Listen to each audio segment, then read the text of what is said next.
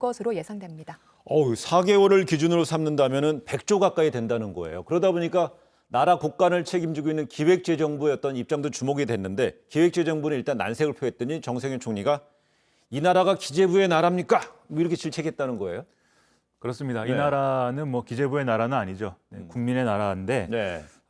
일단 이제 정세균 총리가 이렇게 이런 의사를 밝히는 뭐 인터뷰나 이런 것들을 통해서 얘기를 하니까 그날 이제 기재부 1차관이 해외 사례에 대해서 얘기를 했습니다. 그래서 해외 사례를 보면은 이렇게 법제화를 해서 이 법안으로 이 어떤 자영업자들의 손실을 보전을 하고 이런 내용은 사실 뭐 찾기 어렵다 이렇게 얘기를 했거든요. 이건 사실상 이제 총리가 얘기한 거에 대해서 반대하는 입장으로 비춰졌기 때문에 네. 바로 그날 이제 정세균 총리가 이제 이 나라가 기재부의 나라냐라고 얘기하면서 이제 경로를 했고 그래서 그날 저녁에 이제 그 방송에 나가서 이 기재부가 이렇게 반대하는 것에 대한 불편한 어떤 감상 이런 것들을 토로하면서 개혁에 대한 저항 세력이다라고까지 언론에서 얘기를 하는 그런 상황들이 이어졌습니다.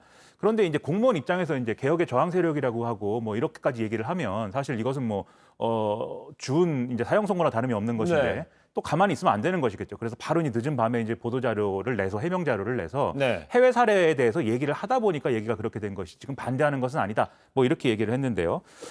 그렇게 해서 뭐 갈등이 수습이 된 것은 아니고 또 홍남기 경제부총리가 또 한마디 했기 때문에 차관이 이렇게 해서 이제 총리가 이렇게 세게 말하니까 홍남기 부총리도 또 뭐라고 했다는 거예요? 그렇습니다. 예. 홍남기 경제부총리도 여기에 대해서 이제 한마디를 한 그런 상황인데요.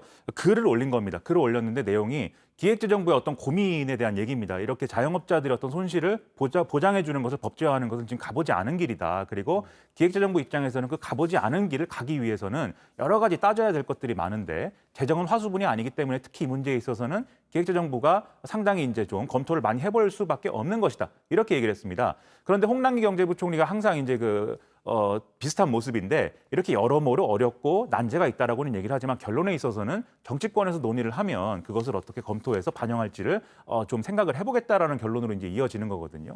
그래서 홍남기 경제부총리가 일단은 기획정부의 어떤 입장을 이렇게 쭉 썼지만 결론적으로는 정치권에서 논의하는 것을 충분히 반영하겠다는 어떤 의지도 실린 것으로 봐야 되지 않는가 이런 생각입니다.